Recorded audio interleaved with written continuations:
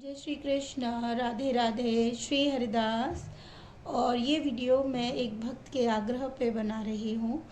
और इस वीडियो का मेन मकसद है कि बहुत से परिवारों में इस तरह की घटनाएं नित्य रोज़ होती हैं कि वहाँ पर लड्डू गोपाल की सेवा को अच्छा नहीं माना जा रहा है, या वहाँ पे उनके परिवारी जन या किसी के ससुराली जन वो कहते हैं कि लड्डू गोपाल की वजह से हमको लहसुन प्याज का भोजन नहीं मिल रहा है, भोजन बिना लहसुन प्याज के गोबर जैसा बनता है। ये उनकी मानसिकता है, क्योंकि जीव के स्वाद पे वो लोग मर रहे हैं। उनको यही नहीं पता कि सात्विक भोजन कितना अच्छा होता है, कितने गुण होते हैं उसके। चलिए, लहसुन प्याज को भी मैं बहुत ज़्यादा मायने नहीं देती हूँ कि लहसुन प्याज जो खाएगा वो प्रभु को प्राप्त नहीं कर सकता, ऐसा बिल्कुल नहीं है। ठीक है, कलयुग में नाम स्मरण ही सबसे बड़ा मंत्र है, ये याद रख लीजिए। जो प्रभु को दिल से प्रेम करते हैं वो ही इस कलयुग में प्रभु को प्राप्त कर सकते हैं। जिनके भाव बहुत उच्च हैं, सिर्फ हमारे स्नान कर लेने से या लहसुन प्याज को त्यागने से प्रभु हमको नहीं मिलने वाले हैं। पहली बात तो इस बात का ध्यान रखिए। त्याग क्यों करना होता है, इस बात को भी समझने की कोशिश कीजिए। त्याग इसलिए करना होता है कि इन चीज़ों से हमारे अंदर तामसिक गुण बढ़ जाते हैं। तामसिक मतलब राक्षसी गुण थोड़ा सा आते हैं। अब कहेंगे राक्षसी गुण क्यों? इनके पीछे बहुत से आस्थाएं हैं, बहुत सी प्रचलित लघु मतलब पूर्ण बातें हैं। समुद्र मंथन के टाइम पे ऐसा हुआ जब प्रभु ने एक राहु केतु को मारा, एक का रक्त मतलब गिरा और उससे लहसुन उत्पन्न हुआ, प्याज हुआ। इस तरह से बहुत सारी धार्मिक ग्रंथों में इनके बारे में लिखा गया है कि क्यों लहसुन प्याज नहीं खाना चाहिए। बदबू देता है, मुंह से स्मेल आती है, तामसिक गुणों को बढ़ाते हैं। चलिए, मैं इस बात को भी हम इसको साइड कर देते हैं कि लहसुन प्याज कोई भक्त खा रहा है और क्या उसको भक्ति प्राप्त नहीं होगी? बिल्कुल प्राप्त होगी। अब मैं ये बोलती हूँ कि भक्ति प्राप्त होगी, क्यों नहीं होगी भक्ति भाई? आप मुझे बताइए। आप हर चीज़ में केमिकल खा रहे हो, हर चीज़ में तामसिक है। आज कलयुग में ऐसा कोई भी भोग्य या भोजन नहीं है जिसमें तामसिक गुण ना बढ़ा हुआ हो। हर भोजन में कुछ न कुछ मिलावट है। हाँ, जो सबसे अधिक है कि अगर लहसुन प्याज की वजह से आपके घर में कलह कलेश है तो आप दो काम कर सकते हैं। आप प्रभु को आप ये करिए कि आप लहसुन प्याज का ठीक है प्रभु को नहीं दे रहे हो, आप वो सब्जी मत दीजिए प्रभु को। क्या प्रभु बोल रहे हैं आपसे कि आपके घर में कलह हो? नहीं, प्रभु कभी नहीं चाहते कि किसी भी परिवार में कलह हो। लेकिन हाँ, ये जो दुनिया है ये महाभारत की तरह है। ये मान के चलिए, एक तरफ पांडव है, एक तरफ कौरव है। ठीक है, एक जगह राक्षसी गुण भी हैं, एक तरफ सत्य गुण है। अब आपको रहना इसी पूरे कुरुक्षेत्र में है, ये मान लीजिए। अब इस कुरुक्षेत्र से बचने के लिए आप क्या करेंगे? आपको शांति भी बना के रखनी पड़ेगी। कैसे? जैसे स्वयं भगवान कृष्ण ने कहा था, आपको इस चीज़ का धैर्य रखना पड़ेगा, सारी दुनिया को ये दिखाना पड़ेगा कि आप अपने उन सभी प्रियजनों से बड़ा प्रेम करते हो जो कि राक्षसी गुण के हैं। आप उनको मत बोलिए कि आपको वो पसंद नहीं है, कुछ मत बोलिए, क्योंकि आपको बोलना ही नहीं है, आपको सोचना ही नहीं है। आपको सोचना और सोचना समझना सिर्फ एक ही चीज़ है, और वो है कि हमारे प्रभु को क्या अच्छा लगता है। प्रभु कभी नहीं कहते किसी की निंदा करना है, किसी के लिए बुरा सोचना है।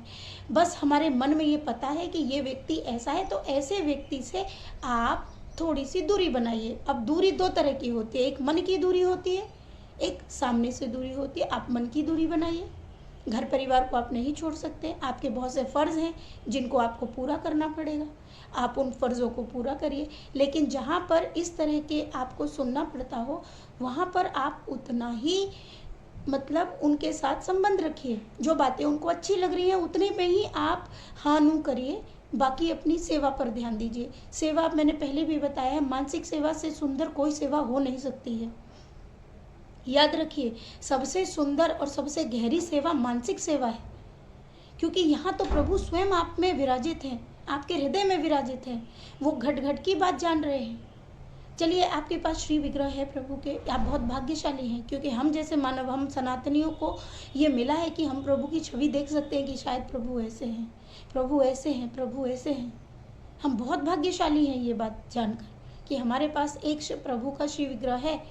ठीक है। अब श्री विग्रह आपको प्राप्त है, लेकिन उस श्री विग्रह के वजह से आपके बहुत से कौरव टाइप के जो लोग हैं, जो मैं यही कहूँगी कंस टाइप के जो लोग हैं, उनको ये चीज़ पसंद आएगी ही नहीं। कैसे पसंद आएगी?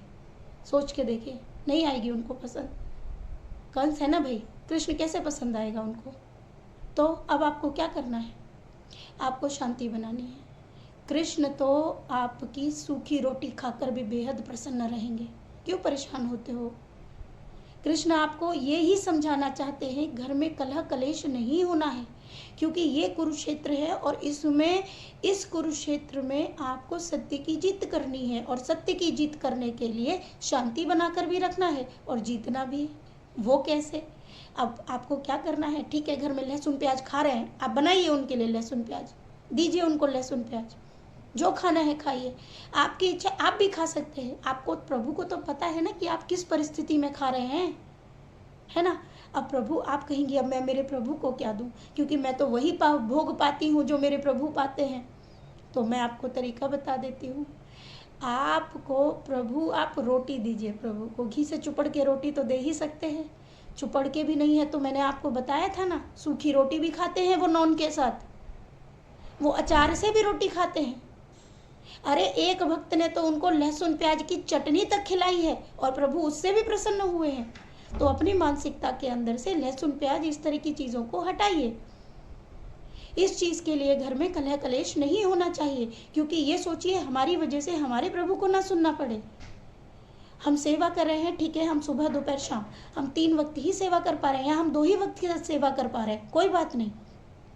आप प्रभु को मन से हर वक्त याद करिए ना, उनको बताइए कान्हा जी मैं आपसे बड़ा प्रेम करती हूँ, लेकिन क्या करूँ, सबके सामने तो मुझे दूरी बनानी पड़ेगी। अब मैं आपसे, अब बहुत से कहेंगे कि दीदी मैं ऐसे रह नहीं पा रही हूँ। अगर आप नहीं रह पा रहे हैं तो आपके अंदर जब इतना ये विरक्ति का जो भाव आ रहा है, वो इस समय तो नहीं आप विरक्ति ले सकते, क्योंकि आपके पास बहुत सारे दायित्व हैं, बहुत सारे फर्ज हैं जो निभाने भी हैं आपको, लेकिन सब कुछ शांति के साथ में, बहुत ही प्रेम के साथ में आपको निभाना पड़ेगा।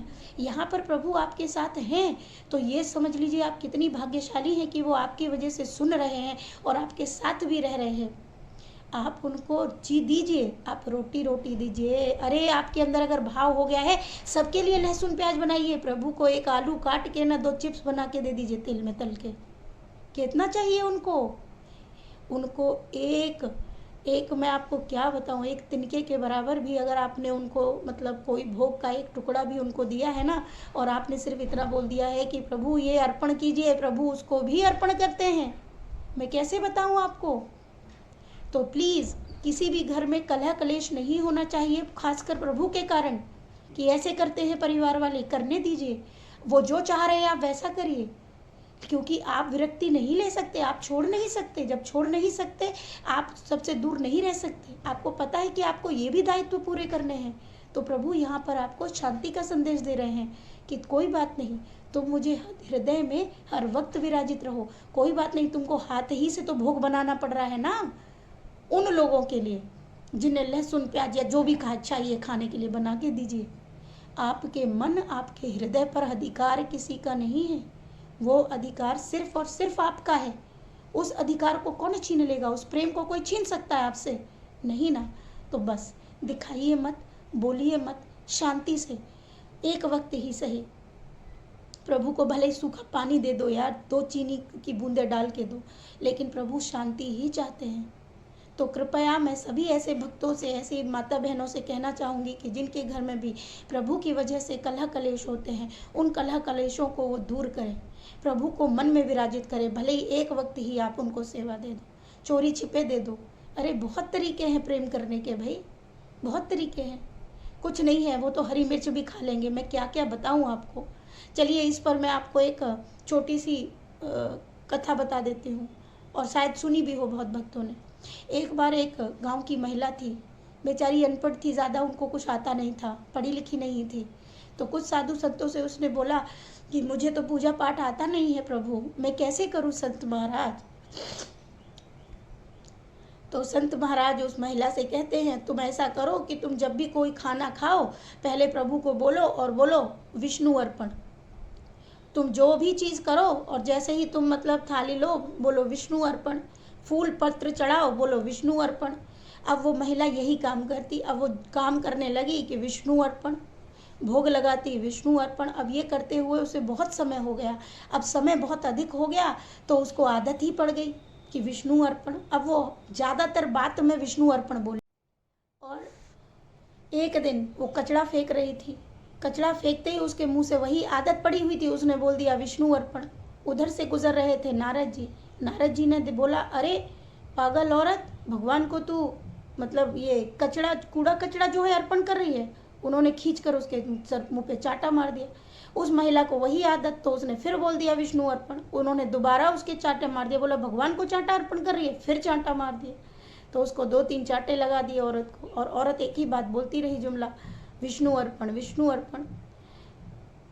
नारद जी क्रोधित होते हुए विष्णु लोक पहुंच गए।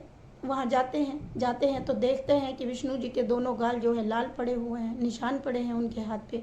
उन्होंने कहा, प्रभु ये क्या है, ये कैसे हुआ आपको? तो प्रभु हंसते हुए बोले, ये क्या बात हुई नारद जी, आप ही जो है चांटे लगा रहे हैं और आप ही बोल रहे हैं कि ये क्या है। बोला कि मैं तो वो, बोले आप जो उस औरत को बोल रहे थे वो तो मुझे ही अर्पण किए जा रही थी। प्रभु भाव के भूखे हैं, आपका भाव सर्वोच्च होना चाहिए।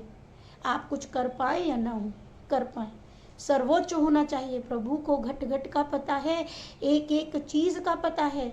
आपके मन में क्या चल रहा है, आप घर में क्या कर सकते हो और क्या नहीं कर सकते हो, क्या आपके हाथ में है और क्या नहीं है। तो इसलिए प्यारे भक्तों, शांति बना के रखना और तब प्रभु को प्रेम करना यही तो है गृहस्थ में रहकर प्रभु को प्राप्त करना। भक्ति इतनी आसान भी नहीं है, और कही जाए तो बहुत सरल भी है। शांति बना के रखनी पड़ेगी आपको। थोड़ी सी अपनी बुद्धि का और थोड़ा सा प्रभु का आश्रय लीजिए।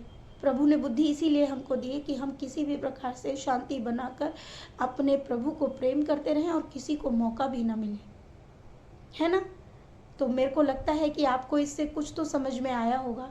तो घर में आप कोशिश करेंगे कि सलाह मतलब शांति बनी रहे और आप प्रभु सेवा भी करती रहे। ठीक है जी, बहुत सारा प्रेम। राधे राधे। श्री हरिदास।